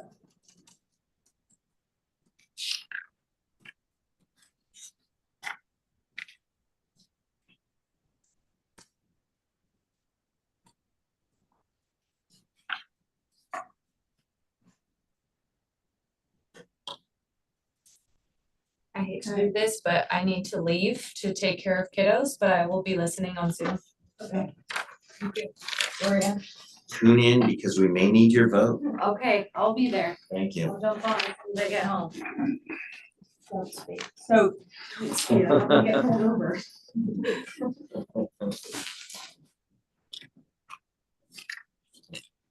there should not be any need for a vote on anything, I don't think tonight. Well, the reason why I'm talking about a vote is we talked about our processes, we talked about how we want to go about things. And this is an initial meeting. And I'm thinking that we should, so I guess one question I would have, if you're done with talking about the past budget, you completed what you want to talk about. If the committee is done with questions, then we No, can. I have more questions. Like one question is have the actual numbers been prepared for the 22-23 year? Have those come in? Okay. Can we please see them as soon as possible would be my question.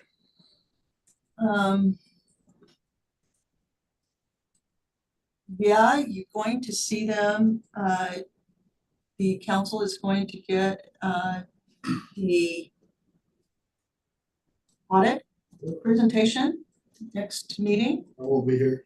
And that will be, yeah, you won't be here, but the council will receive the audit and the presentation at next meeting, and that is the 2023 numbers.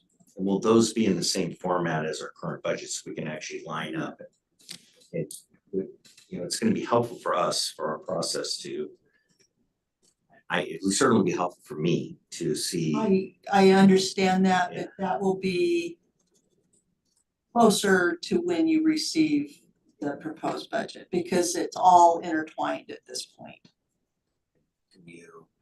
Can you help If you understand? Okay, so if you've got questions after the audit presentation, after it's been presented to the council, and after you've looked at that audit, if you've got questions about that, please send those questions to me. My questions already are, we were 18 months from adopting, we had 2022-2023 adopted budget. 18 months from that adoption. And we're trying to figure out where we are at. And so I think what I'd like to see is, we adopted this budget and how did we do? Did we hit our numbers? Did we not hit our numbers? Is there more money here? Is there more money there? I think that's part of the process, at least that I'm going through in my mind, is preparing for the coming budget is to figure out, well, how did we do in 2022, 2023, what are our actual numbers? How did those compare to 2023, 2024 budget? And then we start asking questions like, okay, why did this happen? What happened here? I mean, that's the process. If we don't know where we actually are, we don't know where we are. No. We're just talking about numbers on a piece of paper. Right. They are available right now though, right? The what? The numbers, like all the actuals, you have those already. Correct.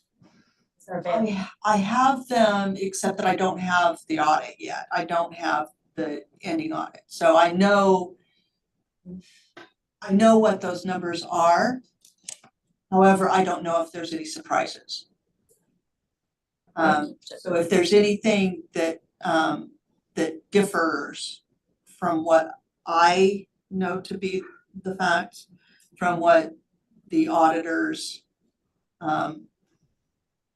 report in the statements, if there's anything different, I would need to assess that and make the corrections in our budget sheets. So after Wednesday, we can get. When after what? So it sounds like you're going through a process. And in my world, coming back to my business, people are preparing things. It's like, okay, when are we going to get our P&L? When are we going to get these things done? So it sounds like you're in a process right now of determining the 2023 2023 actual for that year, right? Mhm. And so when do you think you could deliver to us the results of that in a way that you felt comfortable that this is a meaningful snapshot of how we did as far as 2022, 2023 is concerned? So we could actually start using that to start preparing. When do you Right, think you could deliver that? that's a big ask, honestly, and that's gonna consume time, because I have to put it in a format that doesn't include what we're developing at this time. Can the auditors do it? No. It'll be in the financial reports that it's contained in the audit.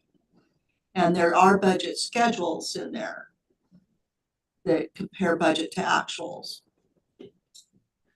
So, but the audit itself will be available. Oh, yeah. The audit itself will be available. The format to make it legible is trying to document what they've put down, is what I hear you saying, and put it into So I thought I heard you say. The audit. So I put those actuals into the budget worksheets, right? And I would have to reformat them at this point in order to provide you with the information that you're asking for. That's what you're saying. Can't you just? I feel like I'm just not getting this because like I do P&Ls, right? And it's like I don't know what kind of software system, I'm sure it's not the same, but it's like getting a financial report and having actual seems like Mhm. would it be in the same type of format. I guess I'm not understanding why. Yeah, so it's not in this format. This is more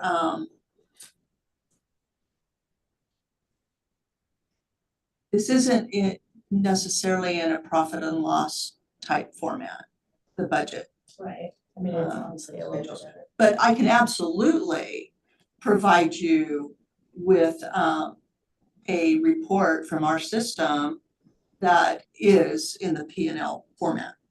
Yeah, I mean, what do you think? I guess you're the financial wizard here. What do you think would be the best, most efficient and not overly burdensome and cumbersome for you to provide us a report where we could do a contrast and comparison and actually just know what the actuals are for 23-24. So like, what do you think? You know what we're trying to get, right? Yes. How do we get that? What could you provide us that we could actually understand that? Give me a little bit of time so that I can see what we can pull from our software. Perfect. Appreciate that. That's already, formatted and that would give you the full information. I can provide you with a year-end statement, profit and loss for each fund that compares budget to actuals. What it's not going to contain is any comparison from the year before or any comparison to the year underway. Can you take a look and see if there is something in the software that can, what kind of formats and maybe look? I would really Yeah. appreciate that if you could do that. Yeah, I know in my past place, the software would be able to produce that, a budget and actual for each, year. But I'm not sure how to extract that information from this software. I'm not familiar enough with it yet, but I'll work on it. Yes. Thank you so much. Appreciate it. It's not just a matter of plugging in all the actuals for ending last June 30th. Without comparing the year before. Aren't you just completing the actual column for all the funds? Far right column, the actuals? I don't know what you're. Well, the year ended June 30th, 2023. Yes. We're in January 2024. And so to me, I'm just saying that what I just like to see is, okay, the year ended, how did we do? The actuals. Yeah. Right. What are the actuals? And so can that be done? I mean, can that be done? Like I said, if I can provide it in the type format that Jennifer was just talking about what we had discussed, then yes, I can do that. If you want it in this format, not as easy. So, well, you know what? I will provide it for the proposed, in that proposed document Right, that you get, that you'll have to review. But it's already to the point where we're working on those, and so I'd have to back out of those. And, you know, it would be stepping backwards instead of progressing forwards. And it would be work. so I guess, you know, we're in a process, right? We're here at year 2024, and, you know, we're gonna be here next year. And so it sounds like it might be beneficial future budget committees to make sure that to implement this sort of software in the future so that it can be done. I mean, I'm talking about projection, but it sounds like. I agree with that, so that there could be a snapshot. Is there like quarterly reports or stuff that you send out? Is that in the same format as this? No, it's not in the same format. It comes from our system. The accounting system is, you know, working real time, right? So it's comparing our budget to actuals all the time. So if I run a report as of December 31st, 2023, it's going to show our year-to-date where we are budget to actual. So And I do provide those quarterly reports to the council. Right. could we, we're talking about trying to get ready for our next meeting, and so I think one of the things that I would suggest if we have for our next meeting is the best you can, you know, I don't care, you know, whatever format you can put it in, if it's, you know, whatever you can give us. That's what we've already, yeah, I've already said that I will work on providing something that will give you some, those comparisons, that you'll have some side-to-side comparisons, including the actuals for 2023. And then Just a comment on audits in general, you know, it's getting timely audits has been a real challenge. I mean, there's, over the last couple of years, we're doing pretty good at getting the audit in a reasonable amount of time for this year, but the last several years have been well into the next budget, and we don't even have the audit back yet, and that's problem across, it's just the labor force, nobody wanting to do the work, and I think there was a report that like 169 cities weren't able to get their audits. So are you trying to lay the groundwork? We're not gonna have an audit done? No, it is, this is good, this is good. Okay, I just wanted to make sure where we're going. I would say we're Just wanted- feeling good about it. It's back to normal. Okay. Right. That'll be on Wednesday, right? That we'll get information from that. Is that what you're saying? The audit report will be available on Wednesday. so, okay. And then I have some more things, so I guess it's kind of, and so, you know, I did have Gary Graves go over our budget, and he had a lot of questions. Actually had some observations, some questions, and it sounds like it's okay to share, so maybe what we could do is I could share this document, people could read it on with whatever other homework. And then we could be prepared to discuss this at the next meeting.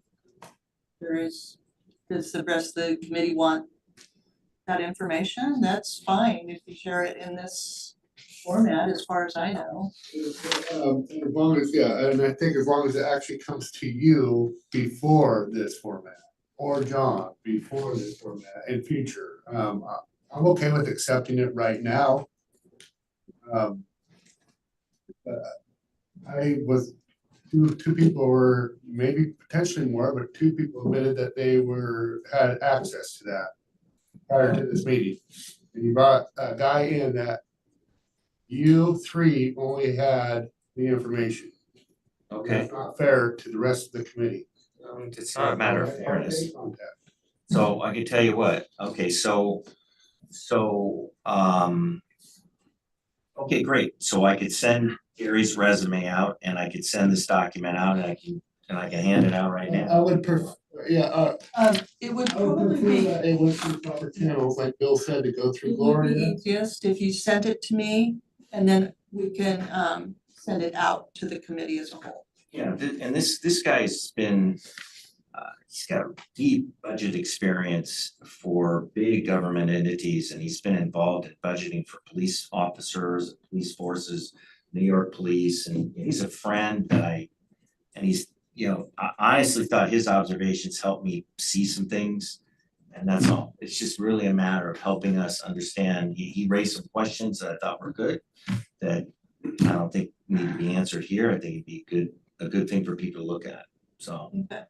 Yeah, and then so from there, if we want to wrap up now, I would ask that everybody set, let's continue the process. If you've got questions, send them in to me. If there's a lot of questions about our current year that have come in and I'm able to answer them via email to the whole group, I'll do that. Otherwise, we'll just keep compiling the questions and have them ready for the next meeting. I would not want that process. I think that I'd like to have some of these questions answered. And I think we should have homework. I mean, we entered in, this is a very serious job. It's a job that we're doing for the people of our city. And I think that, honestly, I think your explanations here have been very helpful. And I think I'd like to go back through and actually read this budget, go through it in detail, ask more, come up with more questions, look at this document, and then see the information that you provide regarding the current, where we're at, and then come back and meet and talk again and ask and go through what our observations are. Because I think what the people want to see us doing is making sure we know what the financials really are. There are some questions that have been raised, questions that should be answered earlier versus later. And I come back to what Lou Mason said, that is, we wait till April, it's too late. And I think we need to have times where we come together and can discuss this. I agree, and I am so sorry, I have a babysitter, I need to go. That was my question as well, is I would like to meet again as soon as possible. How do we do that? Well, let's ask Lou. Let's ask Lou. Well, and I don't just want to ask questions and get answers. I think we'd all like to participate in the forming of the budget. Last night, we had a meeting where we need money for the police, whether it's raising revenue or cutting expenses, whether it's incremental or all at once. I think we, as a committee, would like to have input into that. Well, hang on, we gotta look at the past first, and then we can't start talking about the future until that future budget document. But we gotta nail down the past, and that's, I have a lot of questions about the past. And this was our initial meeting, and I'm kind of hoping, Mr. Chairman, that we could agree that we'll adjourn, do our homework, and then come back at a time in the future soon. Jenny says as soon as possible. I say sometime very soon, certainly February at the latest, to where we can have some substantive questions that Gloria can answer and the people can hear in our city. That's where I'm hoping the process will go. And for our next meetings are called orientation workshops. Yes, that's the way we can do it. Correct. To get more than just ask questions and get answers. We give input about, because we're a diverse group that has the ears of many community members.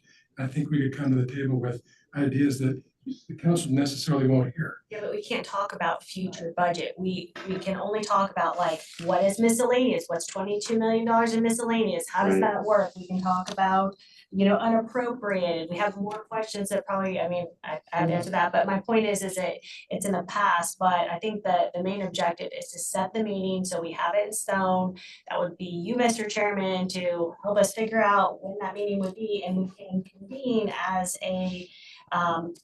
another orientation meeting as the citizen committee, and that's what I think, so we get Oh, all the budget committee, of the budget committee, not the citizen committee, the budget committee. the budget. And by discussing the whole budget, that gives us an idea once the new budget comes up, exactly what we're looking at. Right, you'll have the foundation. And so it should streamline. And can we start earlier? That's another question. Not only can we meet, but can we start earlier? So wait, I would ask that you allow me to confer with staff and timing, because again, we have to notice a meeting. And we have to provide the community with plenty of notice. And then also we have our own internal schedules and calendars. So I would like to coordinate that so that we can give you the best quality time. So I would ask that give me a day or two to look at our calendars, see what what all of our already scheduled meetings are, because, you know, between council meetings and all of that, and propose a time to the group. And we can decide on what a good time is that way. And I understand that, yeah, and I understand that this is gonna be, we're asking probably a little bit more than some other budget committees have, but we're in an emergency. So I think we have to make sure, I mean, financial crisis, right? We need to make sure that we're like carving out time to meet and stuff, I feel like. I mean, I'm not sure that it's the big emergency crisis thing. As much as maybe is being reported out or talked about. However, I do very much want you all to understand the budget, understand the process of what is going into it, and be fully transparent and be a part of the process, okay? So I think having more of the foundation and the understanding of where we were and how we're getting to where we're going is a good thing. And so I would like to carve out some time to do that, but it's going to have to be carved out of our time. So, and I want to give you that quality time. Maybe we could make a not later than date, and then you could get back to us with dates that not later than, you know, I'm thinking not later than February 15, and then that to me, we'd have already had our urban renewal meeting. That's a month away from now, and you know, so we've had our urban renewal meeting, we've had our urban renewal training, we've seen the audit. We've had a chance hopefully to see whatever document you will prepare that you can concerning our actuals. We've had a chance to distribute this. We've all had a chance to read this now that we've had more of an understanding, and then we can come prepared to ask some, you know, some questions. And I know that there are employees of the city that are now wondering, am I gonna be furloughed? Am I gonna be laid off? And so now we're starting to get into well, discussions what I'm where just saying that, we don't want to go. well, what I'm saying is this. We as a people, these are people that work for us. And I want the employees that work for us, the people that are doing jobs for us, to know that we are working hard. But it's only speculative right now. It's only speculative is what you're alluding to, and I've been through this fear a couple different times, Stephen. So that's speculation, and Gloria's explained it very, we talk about understand last year's budget. That's what we are all asking for, and you shifted it into something different. I'm just I trying, think that you did a fantastic job with the presentation today. I think it was extremely helpful, and I really appreciate all the information that you're giving out, and the fact that you're gonna take your time and actually making sure that we have that clarity. For me personally, I just wanna fully understand the aspects of the budget so that when we're given the new information, I can make intelligent and informed decisions. That is what I'm looking for. I just want, there's a lot of nuances in it. The governmental budget it is a little bit of a beast. So I want that education, and I think it's great because it's not only us getting the education, while we're on the video, we're actually educating citizens at the same time, which is what this is about as well, right? We're empowering them with the knowledge, and that's why I think we need the time and care and attention, so I appreciate that. I appreciate that. So I will commit to trying to set a meeting as soon as possible. Okay, But again, I have to look at calendars and we have to provide for a certain amount of notice. And I'll put out some potential dates and then y'all can get back to me and we can decide. I'm gonna make a motion that the budget committee reconvene for the purposes of a continued orientation no later than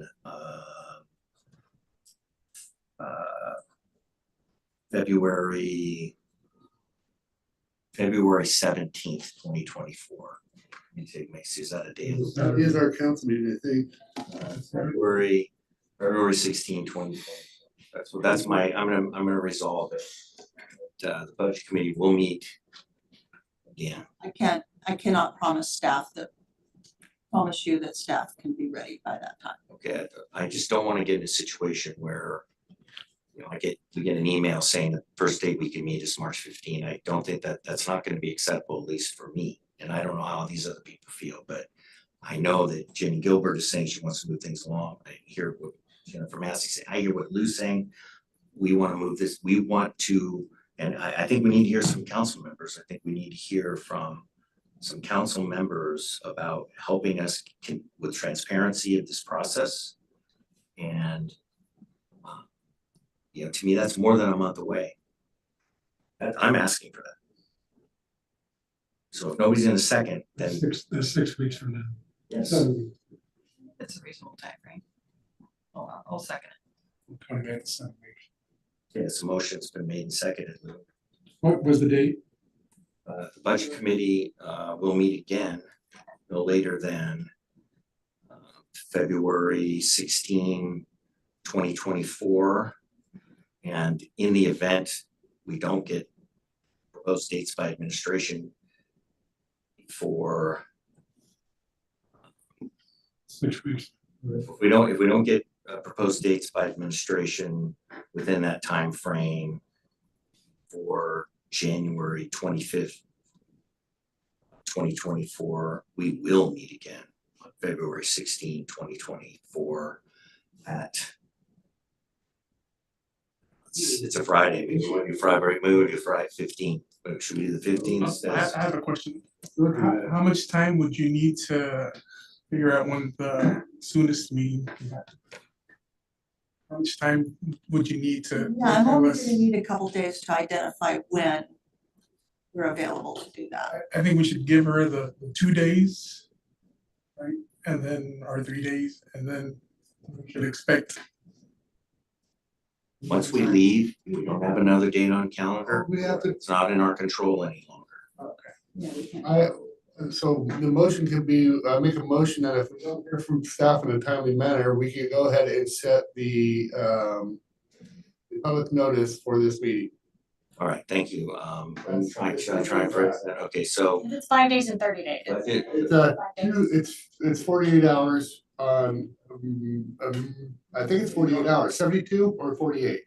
Emergency meeting, No, I don't know that. It's like As an Yeah, emergency for an arbitration meeting. yes. 5. So, Usually 5 days. so that we would have just a simplistic agenda of the notice. So I make a motion that budget committee will reconvene will reconvene on February 15, 2024 at should we do 6 o'clock, 5 o'clock PM, 5 o'clock PM here in this location? Good with time. My motion.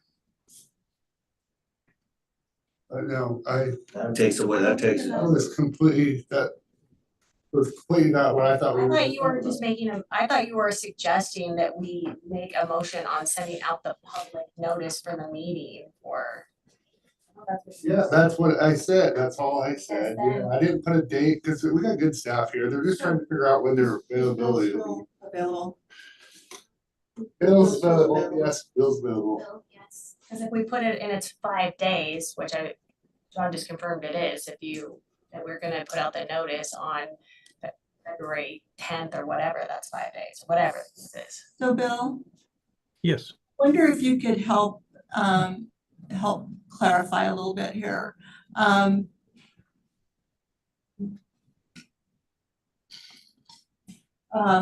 So the budget officer sets the process, right? And I don't know that compelling the budget officer and staff with a date certain outside of the already approved calendar is really conducive to the process. Can you Yeah, speak a little bit on that? I'm looking at the sample budget calendar that comes out in the budgeting basics that's put together by the League of Oregon City. And obviously there's no place within it where there's a specific orientation session or a data gathering or a sharing. So I think that the process that you're in now of doing orientation is actually outside of the formal process that's specified by statute. So I think as long as what you're doing is just bringing information forward to prepare the committee so that it then can go through the formal calendar that you as budget officer are going to establish, I think you're fine. But as the mayor said, you're going to have to follow the typical process for advertising public meetings. You can call for a special meeting with a short period of time. I wouldn't suggest that you have an emergency meeting. I don't think that you're going to be able to justify an emergency meeting of the group, particularly given the fact that as you have committed, you plan to go back in the next few days, do a comparison of calendars and try to come up with some days. I think that process should be allowed to run its course, and then that should provide you with plenty of time to schedule a meeting and provide proper notice before February 15th, if that's the date that I understand people have as an outside deadline.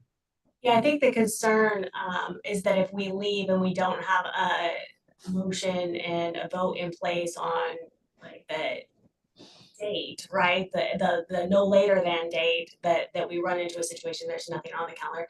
Do I think that Gloria's not gonna come back and give us dates? I think she more likely than not will, right? But I think that that's the point of Mr. Toski, is that we wanna actually have something at the end of this meeting that says we're going to be no later than, right? And then whatever that day is that works within the schedules, I think that's the point.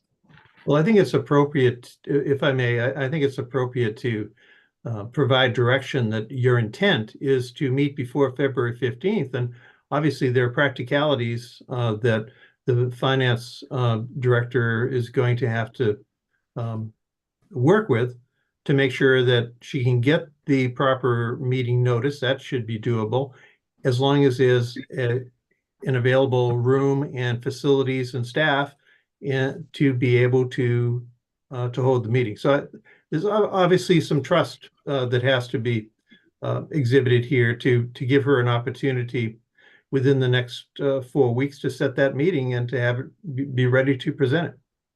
Is there any reason why we can't make a motion and vote on it though?